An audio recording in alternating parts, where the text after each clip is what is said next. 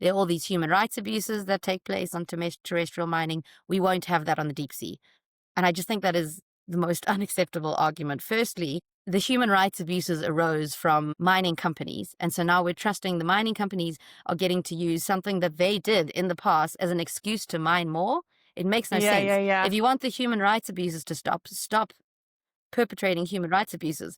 Don't mine another area. And secondly, although you don't have any humans obviously mining at the bottom of the sea, it doesn't mean that there won't be like human involvement on the ships when all the materials is brought up and there's processing happening. Exactly. And then we're talking about miles and miles out in the ocean where inspection and enforcement is incredibly difficult.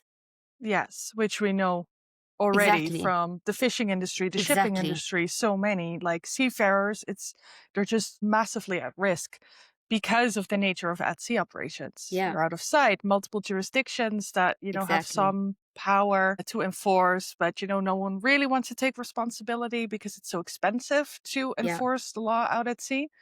Yeah, that is the nerve that Exactly. some would Exactly. have to bring things up. To use that as a justification. Yeah. Yeah, exactly. And also sometimes feel it's like, can we just be honest about what this is really about? Where it's like, it's not so much that you found this alternative source for your metals, but it means that you, as the US, for instance, now have access to metals that you otherwise wouldn't have, which now make you maybe dependent on some countries that you don't want to depend on. So Exactly. I think back to as when, the context in which the International Seabed Authority and UNCLOS was negotiated, there's a lot of power dynamics at play here.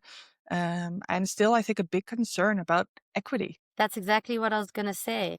And I think there was this idea, and going back to what we discussed earlier about the common heritage of humankind, the whole thought was this is going to be a new economic order and there has to be all this benefit sharing. And even putting aside the environmental arguments, which, I don't think we should ever put aside, but unless deep seabed mining actually is going to bring about real benefit to developing and least developed countries, it should not take place.